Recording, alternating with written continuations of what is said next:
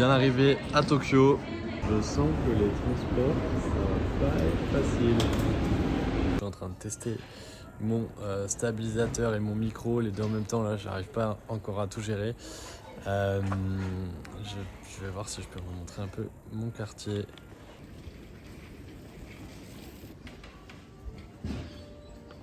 J'ai passé une super journée malgré la pluie et je vais vous raconter un peu cette journée.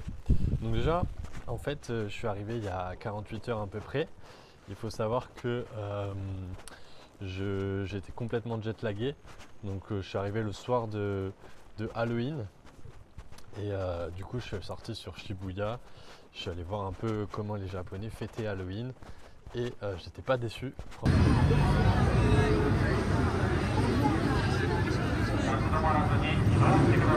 Et bah, la journée était un peu gâchée. Je suis allé dans un espèce d'endroit qui est en fait un hôtel de luxe, mais qui fait aussi galerie d'art, parce que vu qu'il pleuvait, je cherchais une activité à faire.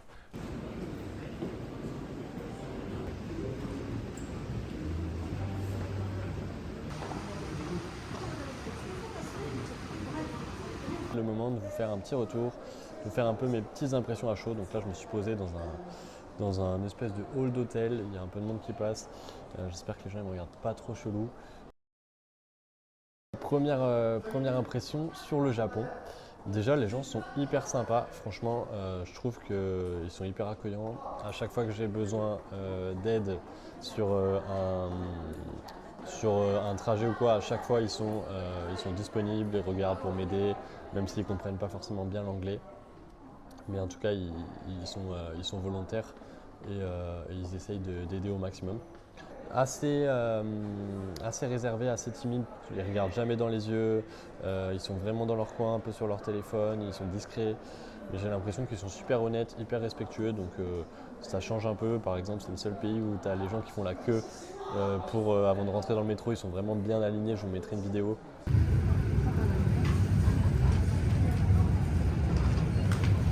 suis parti à un autre endroit qui était le Team Lab Planet. Et ça, c'est un musée qui mélange un peu scène artistique et technologie. Et franchement, c'était hyper cool. J'ai vraiment adoré l'expérience. J'étais pieds nus parce qu'il y a des passages qui sont dans l'eau, etc. Et après ça, je suis parti dans un autre quartier qui est le quartier de Akara, un truc comme ça. En tout cas, son surnom, c'est la ville électrique. C'est là où c'est le quartier où il y a la culture populaire japonaise, donc la culture manga, les jeux vidéo.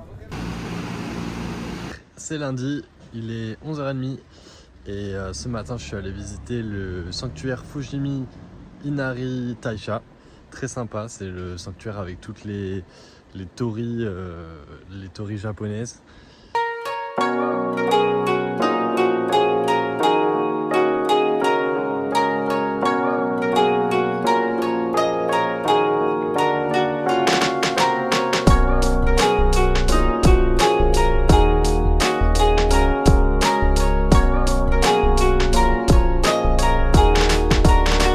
En fait, j'aimerais aussi un peu profiter de ce voyage pour réfléchir à mon business et réfléchir à ce que je peux faire pour le faire grandir et grandir aussi avec. Parce que là, en fait, mon problème que j'ai, c'est que je sais que je peux vivre de mon activité. Ça fait bientôt 3 ans, j'en vis déjà bien. Euh, j'ai testé différentes sources de revenus. J'ai testé de faire de la prestation de service, c'est ce que j'ai fait le plus, c'est ce qui me rapporte le plus aujourd'hui. J'ai testé du sponsoring, j'ai testé de l'affiliation, j'ai testé du coaching, j'ai testé de vendre des formations, j'ai testé de faire de l'apport d'affaires. Enfin, j'ai testé pas mal de sources de revenus différentes. Et il y en a plusieurs aujourd'hui que j'aime bien. J'ai bien aimé lancer ma formation pour les ghostwriters. J'aime bien faire du ghostwriting LinkedIn, mais pas trop. Je commence à en avoir un peu marre d'écrire. Aujourd'hui, je prends un peu plus de plaisir à faire du coaching. Donc il y a plusieurs pistes qui s'offrent à moi. Il y a la piste ghostwriting avec Esquad, faire grossir la partie agence et vraiment développer ce truc-là. Après aujourd'hui, j'ai pas envie d'être à plein temps dessus. Peut-être que ça arrivera un jour. Mais voilà, il y a aussi la formation que j'aime bien, il y a faire du coaching, être ouvert à d'autres opportunités aussi. Et en fait, le truc que j'ai aujourd'hui, c'est que je crois que je commence à avoir un peu une perte de sens c'est un mot fort, mais dans mon business, parce que je ne sais pas exactement la direction et le cap, j'ai pas un cap clair de où je veux aller. Donc je pense que je vais faire aussi profiter de ce voyage pour refaire un point sur la vision, sur où est-ce que je veux aller, qu'est-ce que j'ai envie de mettre en priorité pour 2025. Je pense qu'aussi le monk mode, les conversations avec les autres participants, dont certains qui sont plus avancés, ça va m'aider. Et puis j'ai peut-être besoin de confronter aussi ma situation à un regard extérieur.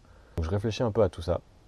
Et puis je pense que c'est un lieu qui va m'inspirer pour réfléchir.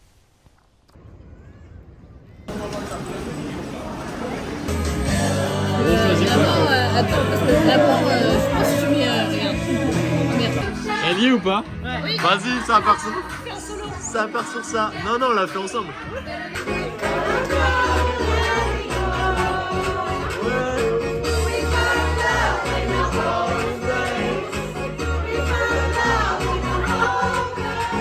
Alors les amis, je me trouve à Yuji, à peu près une demi-heure de Kyoto. C'est une petite ville qui m'a l'air fort sympathique. Là j'ai pris le train, je viens d'arriver. Là je vais aller me balader un peu, je vous emmène avec moi et on va voir ce que ça donne. Le pont, c'est un des plus vieux ponts du Japon. Et à chaque fois qu'il y a une guerre et tout, ils l'ont reconstruit, ils ont à chaque fois rénové le truc. Donc c'est un pont qui est important pour eux. C'est joli.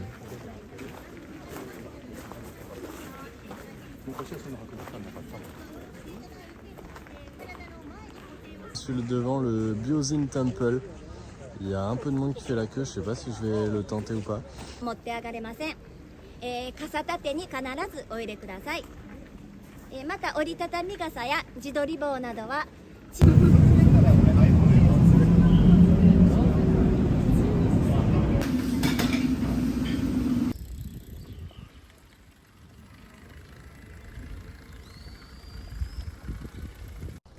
Hello, je me trouve dans le parc de Nara, juste au pied du temple Tudeji, qui est le temple un peu star du parc.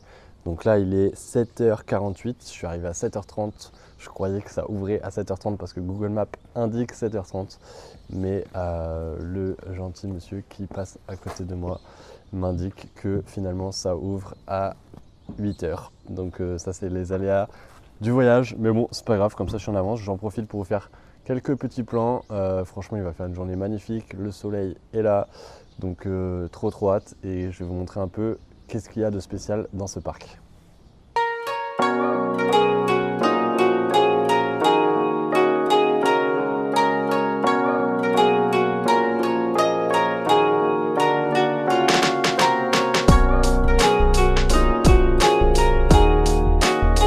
Je suis actuellement à Kobe où j'ai rencontré cet homme, Ezekiel, avec qui je vais faire le monk mode. Il m'a fait goûter un peu il m'a amené dans une espèce de fast-food du sushi et il m'a fait goûter des petits desserts aussi très bons. Et là on a rigolé parce que je failli me tromper de train, il m'a vu, il m'a dit non, ne prends pas lui. Et c'est bon, je me suis pas trompé. Donc voilà, on se retrouve demain pour aller bosser.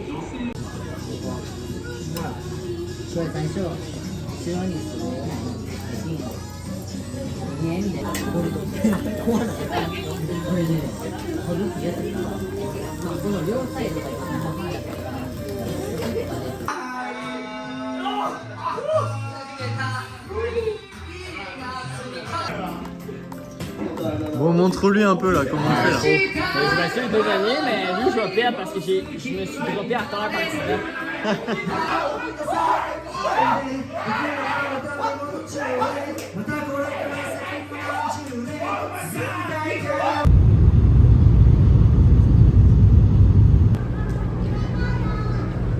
C'est parti pour l'île de Miyajima. Bon, je vous explique un peu le plan de la soirée. Là, j'ai rendez-vous pour le dîner à mon ryokan à 18h30, donc je finis de me balader et après je vais aller me préparer pour le dîner. Ensuite, j'ai rendez-vous à 20h pour le petit bain privé du ryokan et ensuite, ça va chiller dans la chambre tranquille. Et demain, petit déjeuner à 7h30, j'ai demandé tôt exprès. J'ai le shuttle bus pour aller au ferry à 8h30. Et ensuite, à 8h30, je mets dans un casier mes bagages et j'ai toute la journée devant moi pour explorer l'île de Miyajima et faire un peu tout ce qu'il y a à faire sur l'île. Et il y a Paul qui va me rejoindre dans la journée. On va passer une partie de la journée ensemble avant de rentrer sur Hiroshima le soir. Voilà.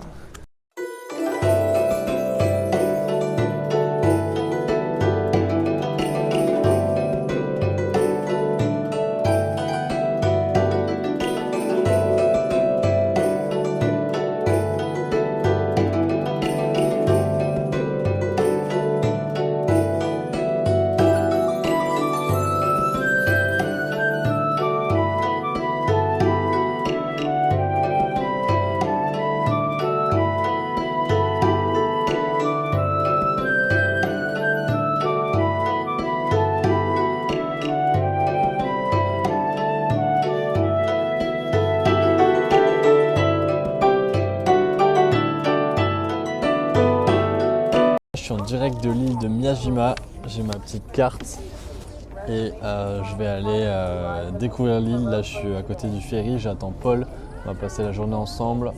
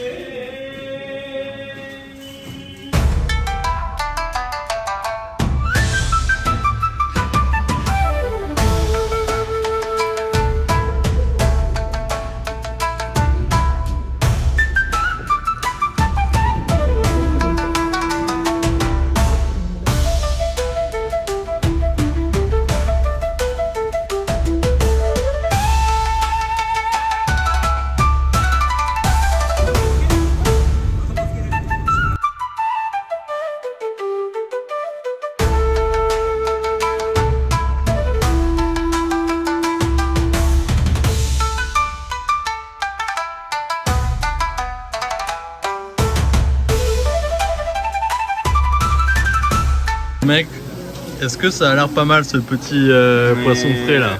On est plutôt bien. On est dans un spot, qu'on on est au marché de Nikishi, un truc qui est célèbre en tout cas. Ouais.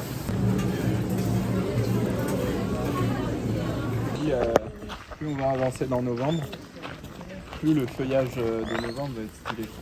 De ouf.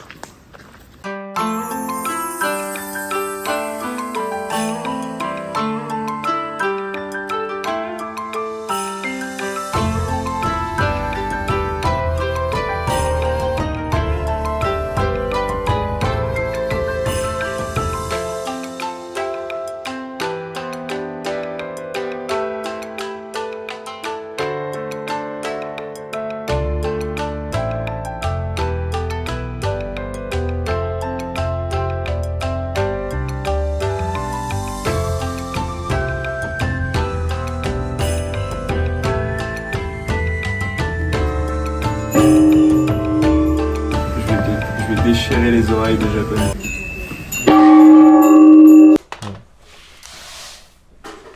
Bon alors, si on se faisait un peu nos impressions du Japon, genre point positif et point négatif, ça te va? Ouais, grave chaud. Tu veux commencer? Ouais. Donc point positif déjà. Point positif sur le Japon, mec. Le côté, bah déjà les Japonais. Japonais, mec, ultra sympa, ultra poli. Franchement, ils sont là, si t'as besoin d'aide, ils vont te répondre, etc. Pour le coup, c'est hyper agréable, tu vois, genre tu sais qu'ils sont respectueux, tu sais que c'est carré. Alors un peu trop sur les règles. Tu veux raconter peut-être une anecdote de règles? Oh, on en a L'escalator. Avec l'escalator. Donc j'étais dans l'escalator et en gros à Paris on peut doubler les gens. Il y a en gros un endroit où on reste debout et un endroit où on peut passer. Et là il y avait un petit gars qui était en travers de mon chemin. Donc je lui fais excusez-moi, sorry, est-ce que je peux passer? Et le gars me dit non, you should not walk here. Et il me montre le panneau juste à côté, il y a marqué qu'on n'a pas le droit de marcher dans l'escalator. Donc le gars c'était plus important pour lui que je ne marche pas dans l'escalator plutôt que de me laisser passer pour me faire gagner du temps. Exemple typique. T'en as un, toi, d'un petit exemple J'en ai plein, d'une règle, Quand je suis arrivé à l'hôtel là, dans lequel je suis là, au moment du check-in, j'avais pris un hôtel avec une chambre où il y avait 2 lits. Et du coup, ils m'ont demandé mon passeport et celui de la personne qui m'accompagnait du coup. Et sauf que du coup, je leur ai dit non, je suis juste là, j'ai juste réservé pour moi. Et ils m'ont dit oui, mais la réservation est pour 2 personnes. parce qu'il y avait 2 lits. Parce qu'il y avait dans la 2 chambre. lits. Et surtout que j'avais dû mettre sur Booking, j'avais dû mettre genre 2 adultes par défaut. Ok. Et du coup, ils se sont dit non, c'est pas possible, il y a forcément 2 passeports. Donc je leur ai dit non, il y a juste moi. Du coup, il a dû demander au manager. Un manager qui a du coup rebelote, reposé la question. Et je voyais en fait, ils étaient face à un problème où je respectais pas forcément la règle qu'ils avaient dictée. Et du coup, ça rentrait pas forcément dans le process. Du coup, à partir du moment où tu rentres pas forcément dans le process, c'est quelque chose forcément qui sont pas forcément réfléchis, qui ne devrait pas arriver. Ouais. Et du coup, dans ces cas-là, effectivement, c'est compliqué. Mais au final, après, ça s'est arrangé. Ils ont dû faire une autre réservation en disant non, finalement, c'est qu'un seul adulte, mais dans une chambre à 2. Donc voilà. Un des points positifs aussi, selon moi, c'est que au Japon, ils sont extrêmement dévoués à juste respecter le process tel qu'il a été édicté en fait. Et édicté, c'est une évidence pour eux que à partir du moment où on aura mis en place une certaine règle, elle serait respectée. Et du coup, en fait, ce que tu vois pas mal, on en a déjà parlé, c'est partout en fait, du coup, dans la société, dès que tu te balades n'importe où, en ville, en campagne, peu importe, t'as l'impression que tous les gens finalement, ils marchent un peu dans le même sens. Et t'as personne qui va un peu sortir de la route ou qui va faire des dingueries un peu à droite à gauche. Et du coup, ça permet forcément d'être hyper focus et d'avoir une énergie qui est juste canalisée sur ce que tu es en train de faire et pas forcément sur un tel ou un tel qui va arriver en plein milieu de la route ou qui va se mettre à crier ou une personne à éviter, etc. comme on peut avoir un peu partout en Europe. Tu le vois beaucoup dans les transports, je trouve. Ouais. Dans les transports, il y a quand même des masses de monde qui se Ouais, déplacent. ça c'est impressionnant. Finalement, tout est fluide. Les Ça gens, c'est impressionnant. Il y a des gens pour aiguiller, comme on a vu le train, le gars il sort du train, il vérifie qu'il n'y a personne qui est en train de monter, il vérifie que c'est sécurisé. Ils ont beaucoup de gens pour sécuriser les flux humains en fait. C'est vrai. Genre Et du coup, à la les fin, gars des chantiers. Ouais, les gars des chantiers qui te disent juste là, systématiquement en fait, il y a un gars qui est là pour juste aiguiller les gens qui vont se retrouver bloqués à un moment par la déviation temporaire due à un chantier. Et du coup, c'est ce qui crée un petit paradoxe, c'est que il y a des rues où il y a énormément de monde, notamment à Tokyo, et où quand tu rentres dans ces rues-là, tu t'attends à ce que ce soit le bordel. Et en fait, ça l'est pas. Et du coup, t'as un petit truc paradoxal où tu y vas un peu à reculons et au final, non, en fait, ça se passe très bien. Et tu te dis, c'est totalement possible de vivre en 2024 dans une ville avec 35 millions d'habitants, si on compte Tokyo plus sa banlieue, par exemple. Et que ça se passe comme si tu étais dans un petit village où les gens, certes, ne se connaîtraient pas dans une grande ville, mais où tout soit hyper smooth et tout soit hyper tout coule de source en fait. Ils sont hyper disciplinés, ils sont rigoureux, ils sont calmes aussi.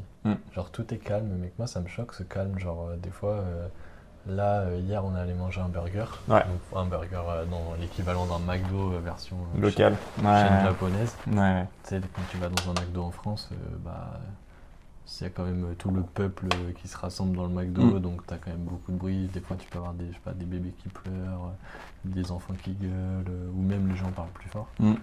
Là, à un moment, on s'est arrêté avec Paul et on s'est dit, mais en fait, les gens qui parlent les plus forts du truc, alors qu'on parlait un peu près normal, mais c'est juste que les gens étaient hyper discrets, quoi. Ouais, c'est ça. Il y a vraiment une question de comment on fait en sorte de ne pas trop déranger l'autre. D'ailleurs, là, c'est ce qu'on se demande un petit peu, c'est est-ce qu'on dérange en fait les personnes qui sont juste derrière nous en fait à ce moment-là. Ouais, Donc, parce que c'est pour ça qu'on essaye de pas trop parler fort.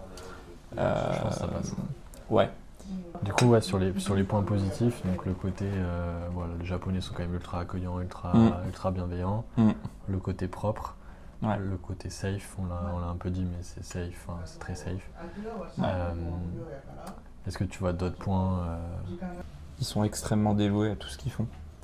Et du coup, Ouais. typiquement, même un job qui semblerait un peu dévaluer un petit peu dans nos pays, Dévalorisant. dévalorisant, ouais, exactement, c'est le mot que je cherchais dans les pays occidentaux, ici en fait au Japon.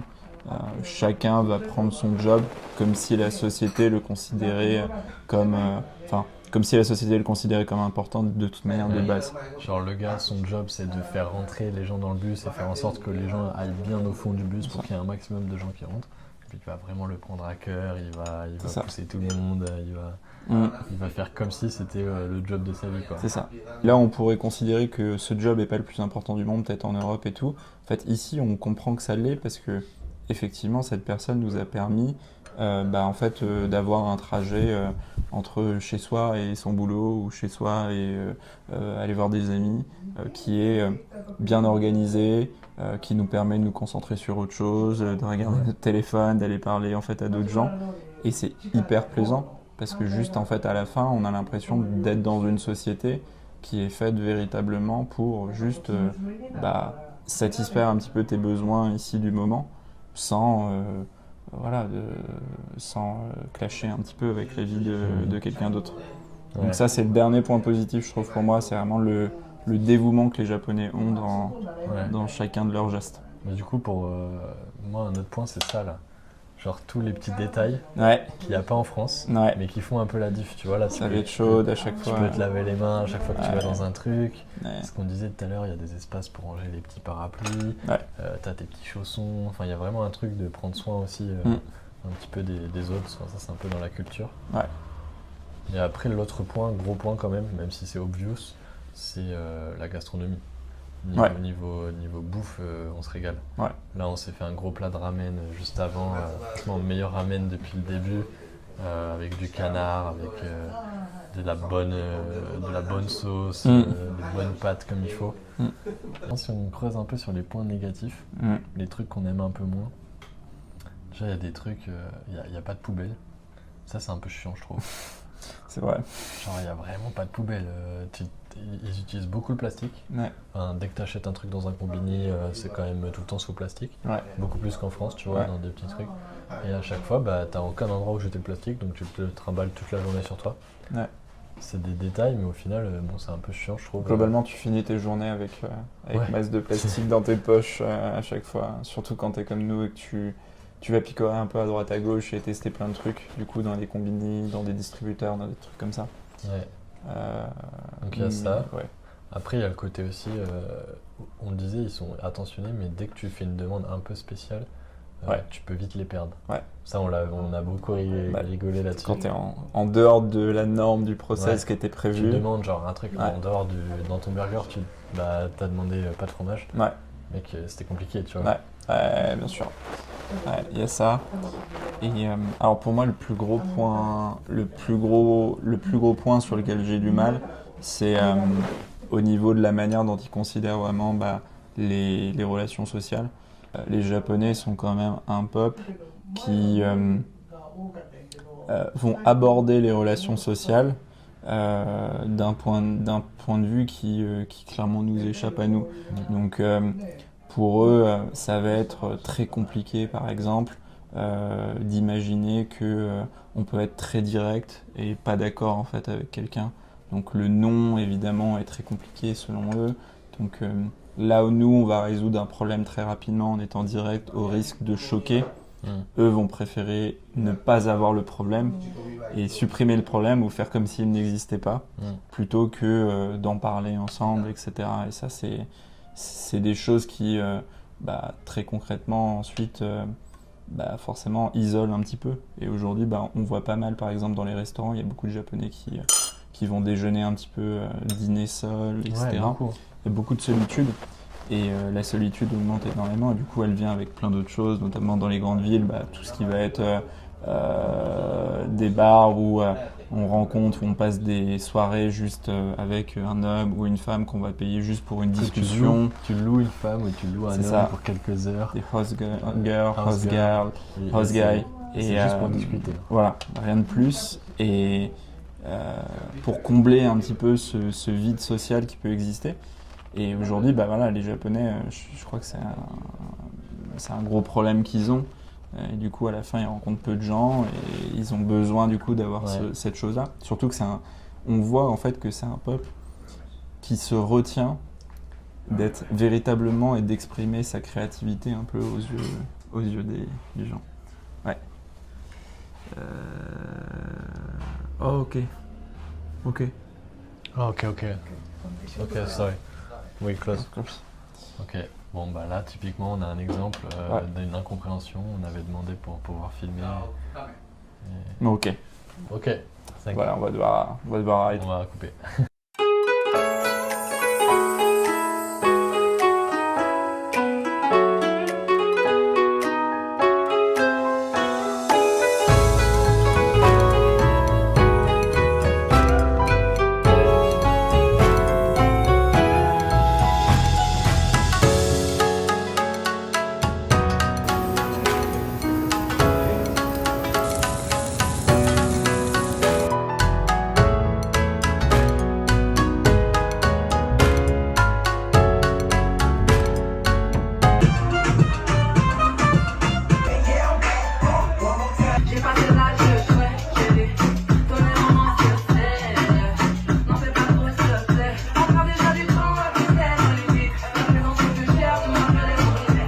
Let him cook now!